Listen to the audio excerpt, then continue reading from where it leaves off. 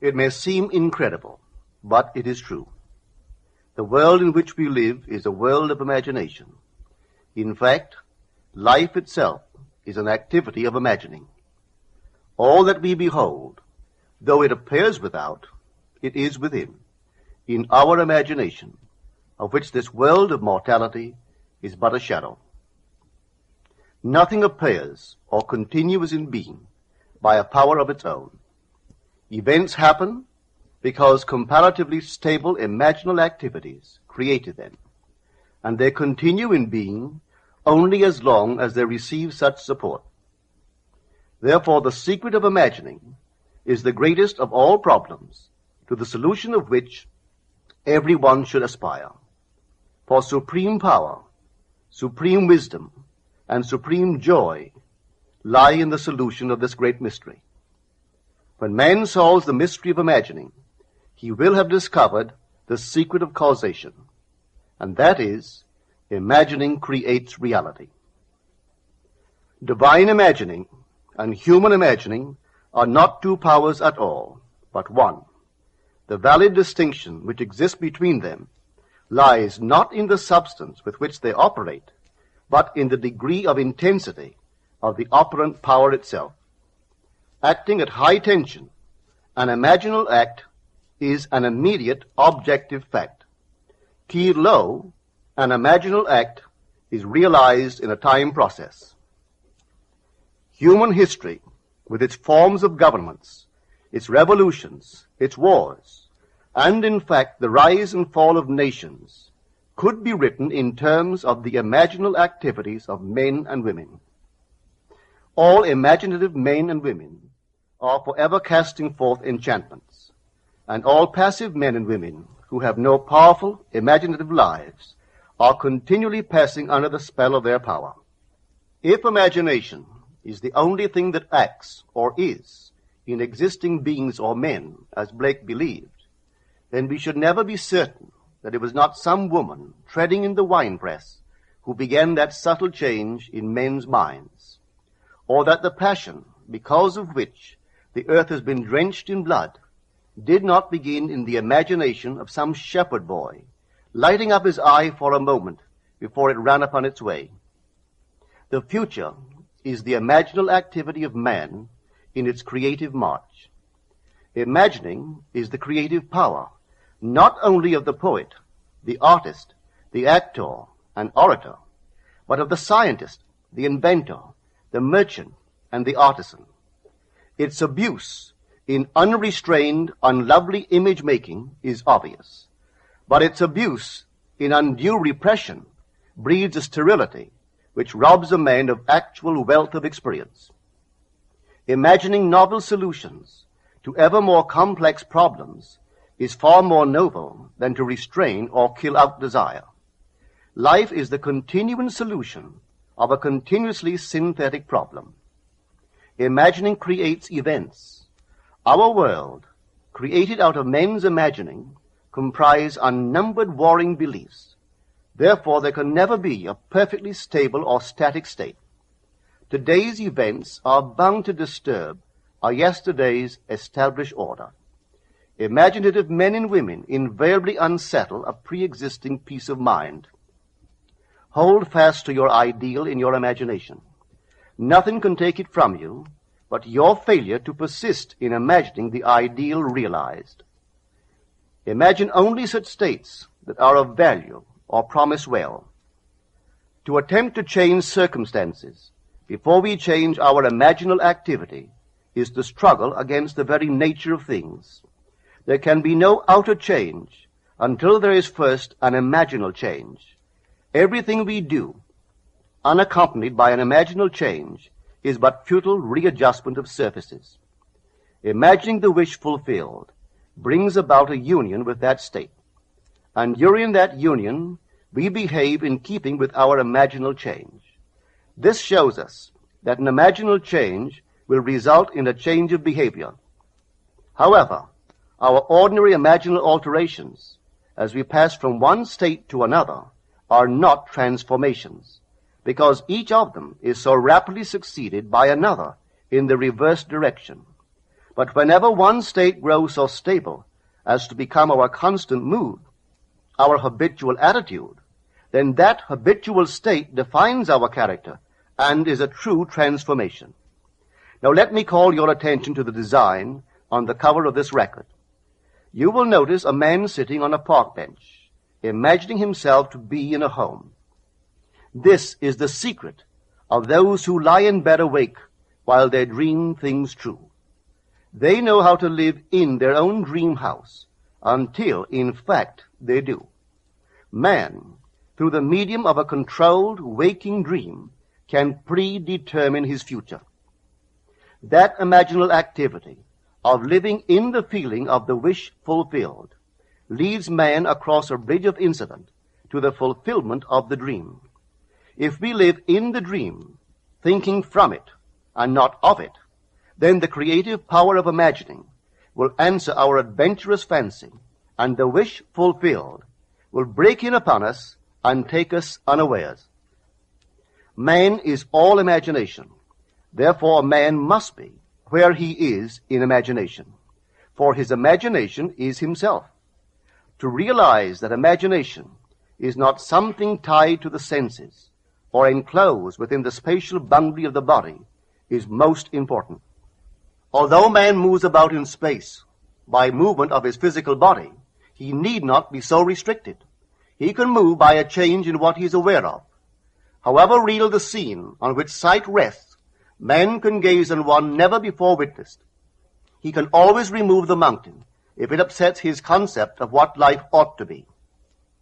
This ability to mentally move from things as they are to things as they ought to be is one of the most important discoveries that man can make.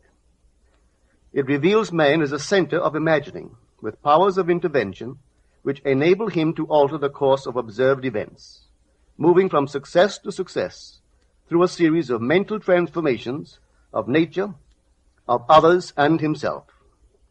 How does he do it? Self-abandonment. That is the secret. He has to abandon himself mentally to his wish fulfilled, in his love for that state, and in so doing live in the new state and no more in the old state. Now we can commit ourselves to what we do not love. So the secret of self-commission is faith plus love.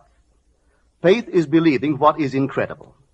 We commit ourselves to the feeling of the wish fulfilled, in faith that this act of self-commission will become a reality, and it will, because imagining creates reality. Imagination is both conservative and transformative. It is conservative when it builds its world from images supplied by memory and the evidence of the senses. It is creatively transformative when it imagines things as they ought to be, building its world out of the generous dreams of fancy. In the procession of images, the ones that take precedence naturally are those of the senses. Nevertheless, a present sense impression is only an image. It does not differ in nature from a memory image or the image of a wish. What makes a present sense impression so objectively real is the individual's imagination functioning in it and thinking from it, whereas in a memory image or a wish, the individual's imagination is not functioning in it and thinking from it, but is functioning out of it and thinking of it. If the individual would enter into the image in his imagination, as the design on the cover of this record suggests, then would he know what it is to be creatively transformative. Then would he realize his wish, and then he would be happy. Every image can be embodied, but unless man himself enters the image and thinks from it, it is incapable of birth. Therefore it is the height of folly to expect the wish to be realized by the mere passage of time. That which requires imaginative occupancy to produce its effect obviously cannot be effected without such occupancy. We cannot be in one image and not suffer the consequences of not being in another. Imagination is spiritual sensation.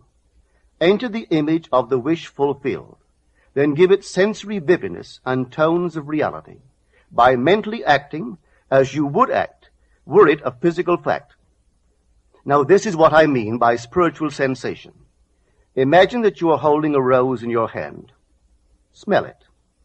Do you detect the odor of roses?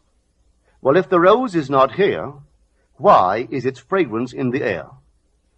Through spiritual sensation, that is, through imaginal sight, sound, scent, taste, and touch, man can give to the image sensory vividness.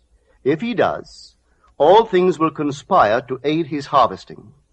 And on reflection, he will see how subtle were the threads that led to his goal. He could never have devised the means which his imaginal activity used to fulfill itself.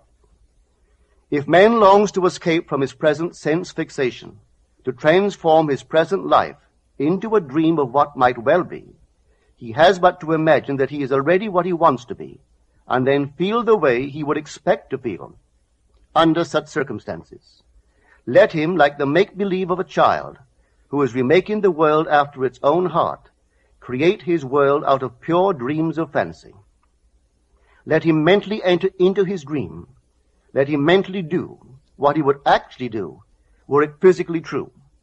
He will discover that dreams are realized not by the rich, but by the imaginative. Nothing stands between man and the fulfillment of his dreams but facts, and facts are the creations of imagining. If man changes his imagining, he will change the facts. Man and his past are one continuous structure. This structure contains all of the facts which have been conserved and still operate below the threshold of his surface mind. For him, it is merely history. For him, it seems unalterable, a dead and permanently fixed past. But for itself, it is living. It is part of the living age. We cannot leave behind us the mistakes of our past, for nothing disappears. Everything that has been is still in existence. The past still exists, and it gives and still gives its results. Man must go back in memory, seek for and destroy the causes of evil however far back they lie. This going into the past and replaying a scene of the past in imagination as it ought to have been played the first time, I call revision. And revision results in repeal. Changing our lives means changing the past. The causes of the present evil are the unrevised scenes of the past. The past and the present form the whole structure of man. It is carrying all of its contents with it. Any alteration of content will result in an alteration in the present and future. Live nobly, so that mind can store a past well worthy of recall. Should you fail to do so, remember, the first act of correction or cure is always revise. If the past is recreated into the present, so will the revised past be recreated into the present. Or else, the promise that though your sins are like scarlet, they shall be as white as snow, is a lie. The question may arise as to how by representing others to ourselves as better than they really were, or mentally rewriting a letter to make it conform to our wish, or by revising the scene of an accident, the interview with the employer, and so on, could change what seems to be the unalterable facts of the past. But remember my claims for imagining. Imagining creates reality. What it makes, it can unmake. It is not only conservative, building a life from images supplied by memory. It is also creatively transformative, altering a theme already in being. The parable of the unjust steward gives the answer to this question. We can alter our world by means of a certain illegal practice, by means of a falsification of the facts, that is, by means of a certain intentional alteration of that which we have experienced. And all this is done in one's own imagination. This is a form of falsehood which not only is not condemned, but is actually approved in the gospel teaching. By means of such a falsehood, a man destroys the causes of evil and acquires friends, and on the strength of this revision proves, judging by the high praise the unjust steward received from his master, that he is deserving of confidence. Because imagining creates reality, we can carry revision to the extreme and revise a scene that would be otherwise unforgivable. We learn to distinguish between man, who is all imagination, from those states into which he may enter. An unjust steward, looking at another's distress, would represent the other to himself as he ought to be seen. Were he himself in need, he would, like the man on the cover of this record, enter his dream house in his imagination and imagine what he would see and how things would seem and how people would act after these things should be.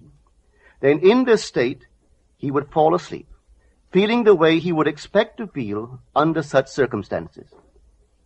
Would that all the Lord's people were unjust stewards, mentally falsifying the facts of life to deliver individuals forevermore.